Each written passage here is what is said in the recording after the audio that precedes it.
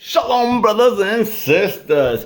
Hallelujah. Shabbat shalom, right? We are in the Torah portion, Matot Maseh, which means tribe journeys. And this is the journey we're on. And it begins very amazingly, allowing the husband, the father and the husband, to annul vows that were made by the bride or by the woman, by those that are Israel. When we make rash vows and things, that when we say utterances, everybody in this whole world, wide world, man, and everybody has uttered things that shouldn't have, right? So that's why Yahuwah and all his wisdom has gave us a Messiah to take on our wickedness and annul these vows that we made and be transformed. By now that we are noticing all these things, stop making vows that are empty. All right, so I'm just going to have to read it. It's kind of long.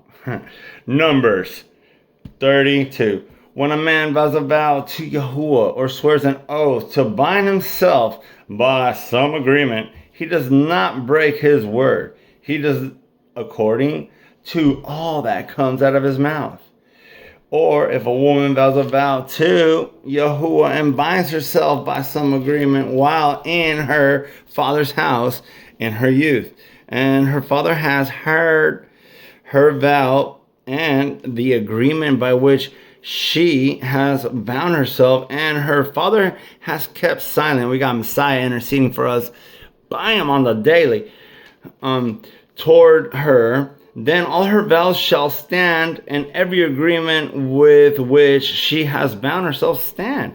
But if her father forbids her on the day that he hears, then none of her vows nor her agreements by which she has bound herself stand, and Yahuwah pardons her, because her father has forbid her. But if she at all belongs to a husband while bound by her vows or by a rash utterance from her lips by which she bound herself, and her husband hears it, and he has kept silent to her on the day that he hears, then her vows shall stand, and her agreement by which she bound herself do stand. But if her husband forbids her on the day that he hears it, then he has nullified her vows which she vowed, and the rash utterances of her lips by which she bound herself, and Yahuwah pardons her. But any vow of a widow or a divorced woman by which she has bound herself stands against her. That's why we got to get married. We got to be the bride and come into our father's house and have Yahuwah, so we're not orphans and widows. We are redeemed people.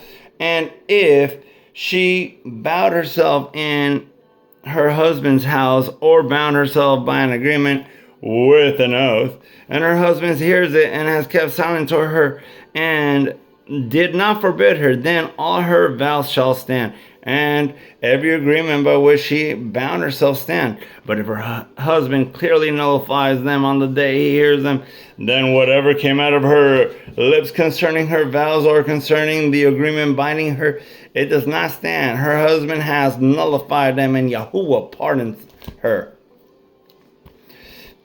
Every vow and every binding oath to afflict her being, let her husband confirm it, or let her husband nullify it.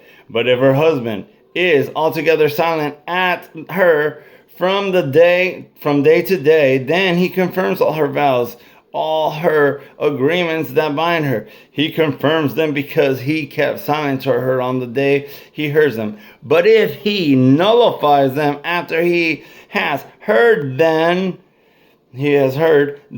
he shall bear her wickedness. That's what Yahushua did. He bore all of her wickedness. These are the laws which Yahuwah commanded Moshe between a man and his wife, and between a father and his daughter in her youth in her father's house. Wow. So we got the higher truth, the higher revelation of us being betrothed to our husband, Yahushua, who will nullify all our vows and take on our wickedness and redeem us. We are so blessed, people. Shabbat Shalom.